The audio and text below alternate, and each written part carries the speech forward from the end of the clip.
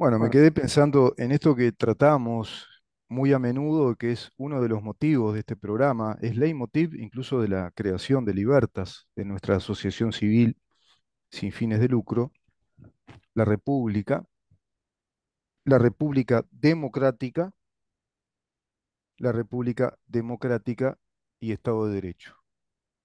Esa ecuación hay que entenderla. Quien no entiende esa ecuación no entiende nada respecto al mundo en el que vivimos. Si acaso este mundo respeta esa ecuación o no respeta esa ecuación. Y en nuestro país concretamente, si esa ecuación, que es la que nos da formalmente desde el punto de vista institucional las garantías a nuestras libertades, está funcionando o no, si está nutrida de contenido o no.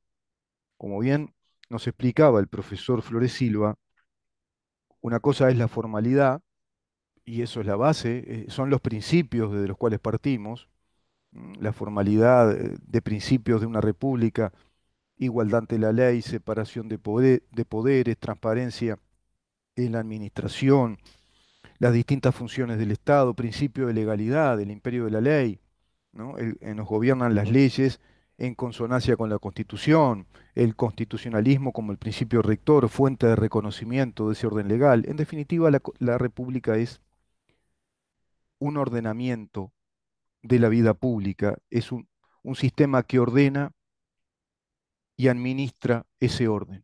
Es un sistema que consagra una unidad política y jurídica como lo son los estados modernos desde las revoluciones republicanas democráticas. Revolución Francesa, la inglesa y ni que hablar la revolución de los Estados Unidos, pero también las revoluciones emancipadoras de las coronas europeas como las que se dieron acá en nuestro continente. Nuestro país pasa a ser una república independiente, soberana, desde el año 1830 y a partir de ahí tenemos una constitución. No tenemos varias constituciones, tenemos varias reformas constitucionales que le incorporan conceptos, principios y que la mejoran, la fortalecen porque la actualizan a las nuevas realidades sociales, económicas, tecnológicas, geopolíticas, culturales, pero los principios son los mismos. Es la misma constitución. Es una constitución que dice que somos una asociación política, una asociación de personas libres, todos iguales ante la ley, y que es una nación soberana, independiente, con separación de poderes, en la cual debe primar el principio del imperio de la ley que se reconoce en la Constitución, porque para eso tenemos recursos de inconstitucionalidad.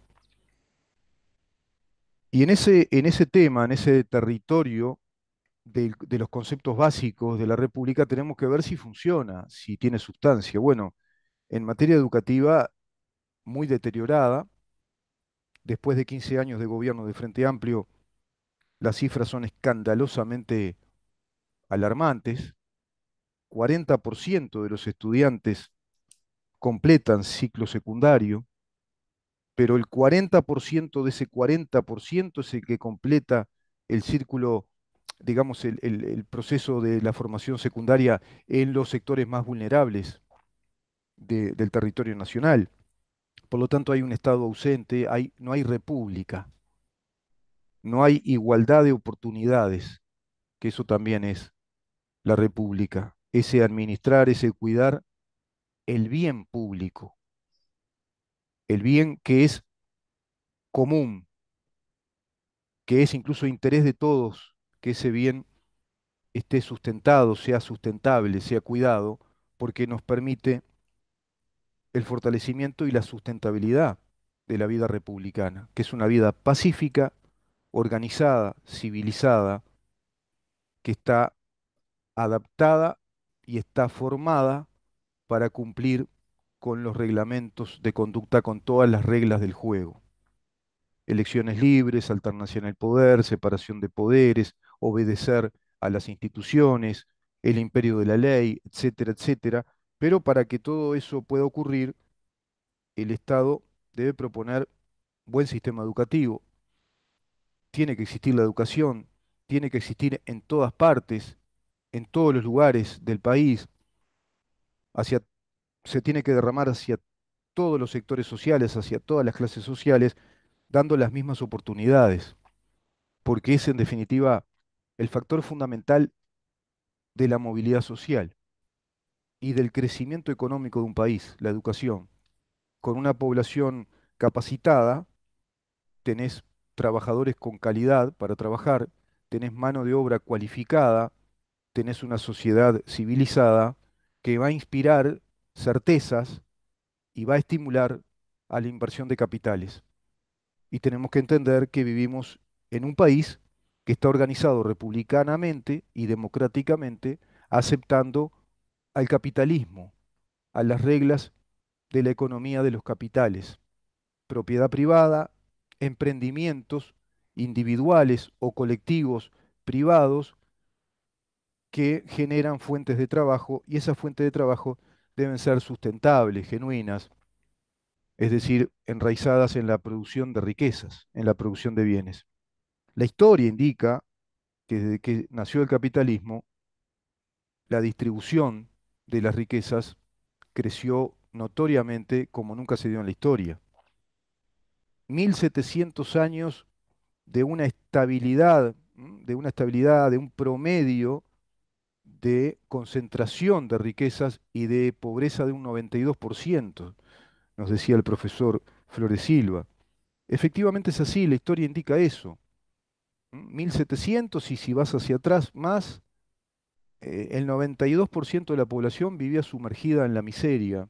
No había movilidad social, era imposible, era impensable. Se vivía en condición de tribus, de líderes de tribus, de sentimientos gregarios, colectivistas, y surge ese fenómeno de la razón, crece la razón en el ser humano a partir del Renacimiento y a posteriori ya en la época moderna, especialmente en el siglo de la Ilustración, 18 hacia el siglo XIX, ya el siglo del racionalismo, el siglo de las ciencias empíricas que se fortalecen, se constituyen como tales, las casas universitarias que toman la dimensión que tenían que tener los países organizándose de acuerdo al conocimiento científico de su población, se va tecnificando la tarea de organización del Estado, todo eso hace al devenir histórico de los estados republicanos y democráticos, que deben apiarse inexorablemente, deben agarrarse inexorablemente de la necesidad del conocimiento científico. Esto parece plantear la transformación educativa y sin embargo los sindicatos de la educación se plantean reaccionarios, conservadores, violentos, distorsivos. Quienes hablan o hablaban de reaccionarios son los reaccionarios, son los conservadores, son los violentos. Quieren conservar un estado de cosas, un status quo, un quid pro quo, una situación de privilegio que tenían en gobiernos del Frente Amplio, con capacidad de cogobierno, esos sindicatos, y además con ese sistema educativo que deterioró tanto a varias generaciones, que nos van a generar además graves problemas a partir de ahora, hacia un futuro inmediato, porque no solo se ha dado que el Frente Amplio deterioró el aspecto económico del país, deterioró infraestructura porque no mejoró infraestructura en el país, porque no salió a buscar mercados en el exterior, no fortaleció o estimuló el sector privado, sino todo lo contrario, lo castigó con una reforma impositiva gigantesca, legislando 44 impuestos directos, más una cantidad de impuestos indirectos, fortaleciendo el sector público estatal sin medir a ciencia cierta si ese gasto del Estado es necesario, se corresponde con el Producto Bruto Interno, esa relación de crecimiento del Producto Bruto Interno y gasto del Estado. A su vez, ese ordenamiento del funcionariado público, en dónde tiene que estar, en dónde es necesario el funcionariado público. No se está repasando, digamos, las bases presupuestales del Estado que gasta, y gasta mucho, es caro. Estamos ya arriba de los 18.000 millones de dólares por año para que el Estado funcione, y sin embargo, ese Estado que tuvo momentos muy venturoso de la economía mundial, aquellos gobiernos del Frente Amplio del 2012, 2013, 2014, 2015, 2011 incluso, con commodities muy altos, cuadriplicando las cifras económicas de exportación de los commodities, ingresando mucho dinero al país, y el resultado final al 2019 fue un déficit fiscal del 5,1, una tasa altísima de desempleo del 10, tanto por ciento, mediciones falsas de la pobreza, porque medían por ingresos, ingresos a través de los planes, una economía planera, dirían los argentinos, una economía de planes del Estado que da plata, que da la tarasca, la guita, que le quita a otros, a los que producen, a esa clase media, a los emprendedores, a los pequeños y medianos emprendedores, a los profesionales universitarios, a los que trabajan.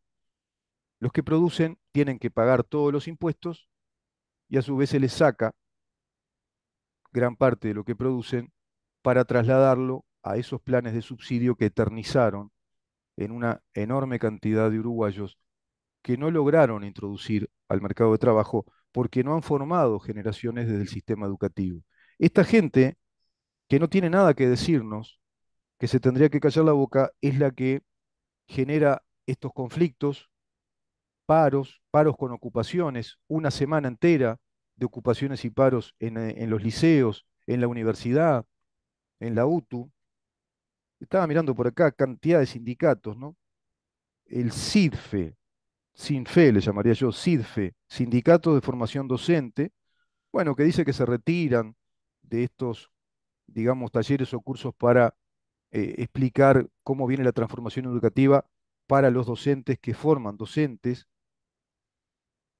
El presidente de la ANEP, el doctor Flores Silva, dice que el 37% se retiró de los docentes en esta huelga que han hecho. Volvieron a hacer ahora esta huelga por 3 días.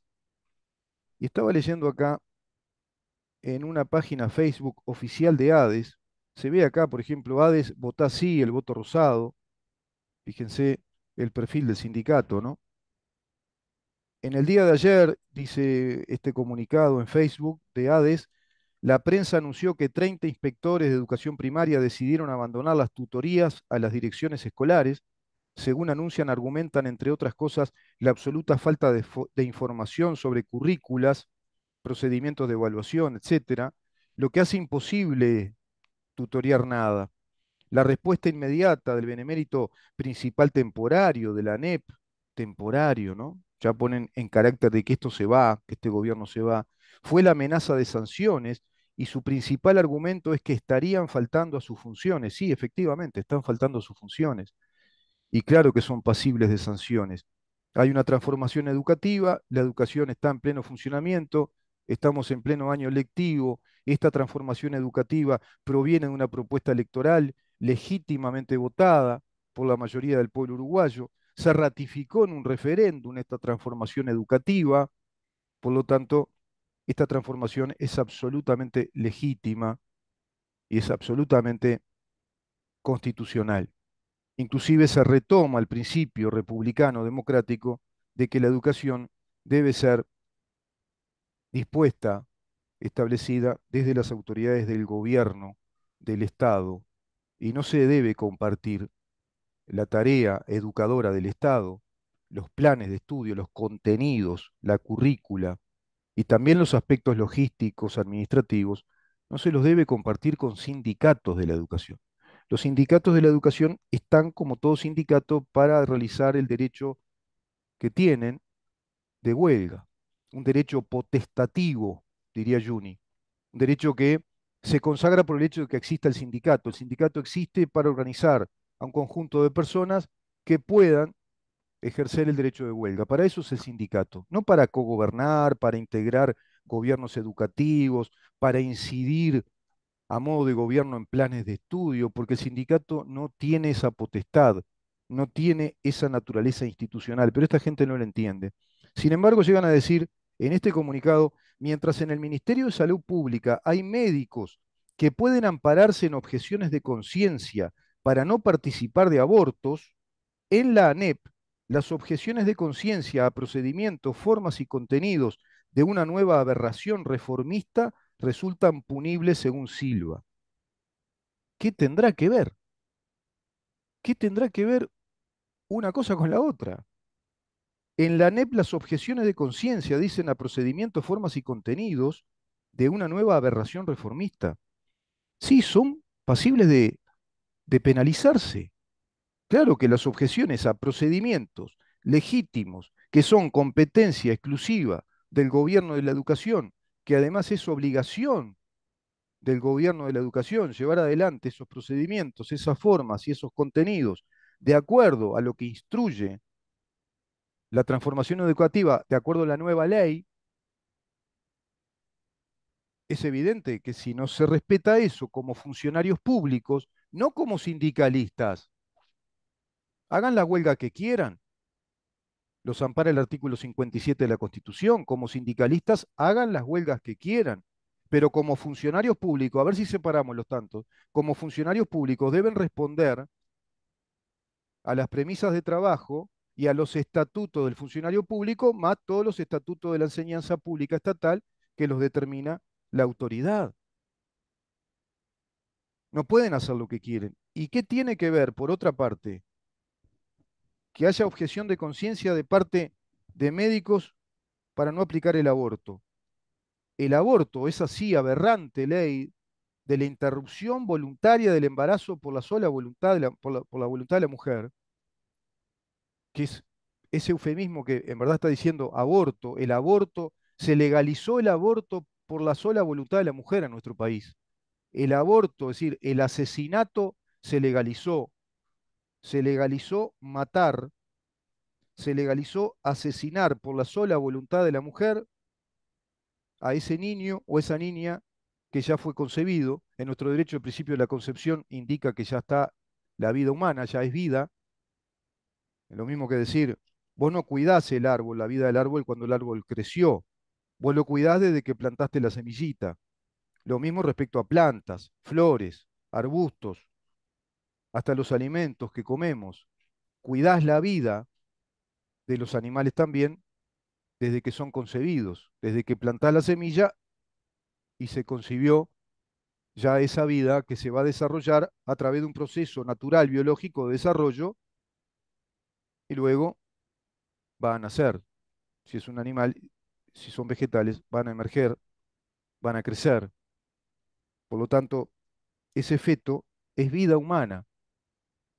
Si querés ponerte más legalista, constitucionalista, esa ley es inconstitucional, porque el artículo séptimo consagra, protege y da razón de ser a nuestro Estado a través de uno de los derechos fundamentales que tenemos los ciudadanos de esta República, que es el derecho a la vida, el derecho a la vida, artículo séptimo de la Constitución de la República.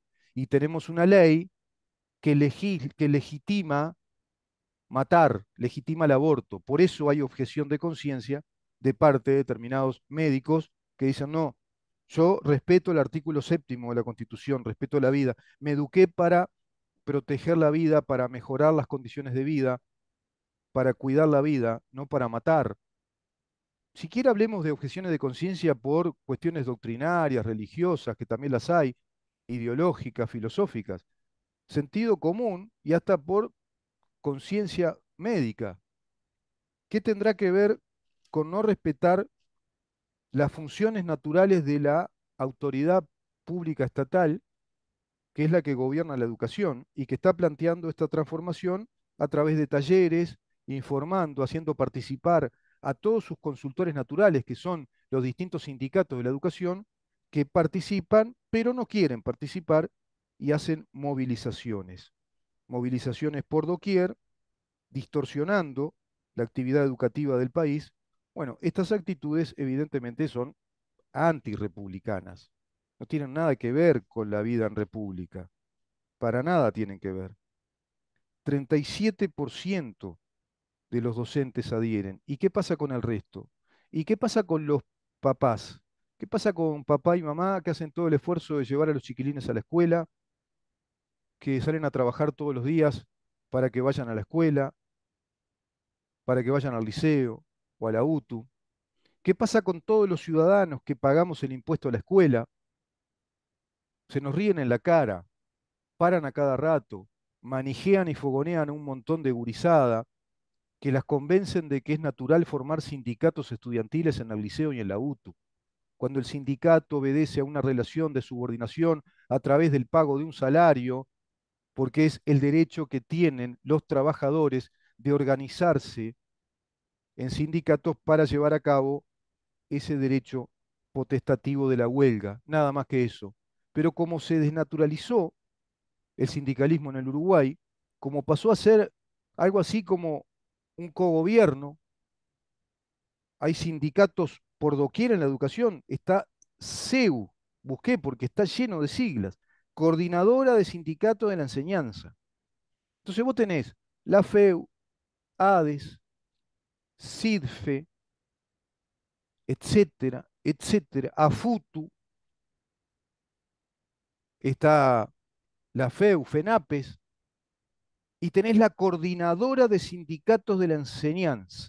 Fíjate todo este federalismo asambleístico cubanista, ¿no? El estilo Cuba, que está impregnando la vida cotidiana de todos estos trabajadores de la educación, que son empleados públicos, que dicen que no se someten a esta reforma regresiva, desastrosa, que lo único que pretende es la concentración de capitales y beneficiar a los institutos privados de enseñanza.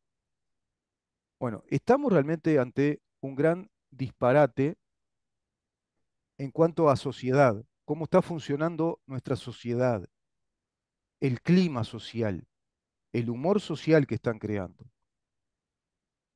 Piquetean las avenidas, caminan en el medio de las calles. Se vio ayer cómo patotearon a un ciudadano uruguayo que creo que vive en Argentina hace mucho tiempo. Y bueno, fotografió, patotearon a un cameraman, a un cámara del Canal 12, escupieron a este hombre, a este ciudadano, porque le decía sencillamente, acá está la policía parando algo, está el poder del Estado. No, estamos transitando libremente, vivimos en una democracia y en una república. Y puso el auto y siguió transitando y bueno, hicieron de todo, no lo dejaron avanzar, salió del auto, lo escupieron, le rompieron el auto. Antes, semana antes, habían ocupado todos los centros de enseñanza. Me imagino ahí los climas de violencia de los cuales no nos enteramos. No puede funcionar un país así. Una educación deteriorada, totalmente deteriorada, después de estos 15 años desastrosos, fue uno de los grandes, de los más notorios, ostensibles fracasos de los gobiernos del Frente Amplio. Y estas cabecitas tan primarias, tan básicas, planteando esta reacción violenta, distorsiva, esta hostilidad, tan solo ante una transformación educativa que veremos cómo funciona. Están muy calientes, por otra parte, porque en esos contenidos educativos, ayer leía lo que es materia orientación sexual y educación ciudadana o algo por el estilo, va a quedar como una materia de taller alternativo, no va a ser curricular. Tienen miedos de perder horas. Todos estos docentes están muy preocupados por sus horas de trabajo, las horas que van a cobrar, que van a perder jerarquía a ciertas materias. Bueno, evidentemente una transformación educativa que pretenda mejorar las condiciones estructurales y diseñar un país más republicano tiene que propender a educar generaciones en ciencias, ¿no? En física, en matemáticas, en química, en biología, en historia, en filosofía, en geografía, en computación, en informática, en idiomas, y dejarse de embromar, ¿no? Con todo eso de orientación sexual, género, que Cuba es una democracia distinta, etcétera, etcétera, que es lo que están dando. Y ese tamiz de interpretación marxista o neomarxista de la historia que están dando los contenidos de educación. ¿Cuáles son los autores, no? De la historia que le dan, de la geografía que le dan a los chiquilines, qué literatura. Todo eso hay que revisarlo a fondo. No sé si lo estará haciendo esta nueva administración, estas autoridades de la ANEP en esta transformación educativa, pero esperemos que lo hagan y que gobiernen. Nos están dejando directamente gobernar. Nos reencontramos mañana a partir de las 10 de la mañana para seguir preguntando en dónde estamos. Chau.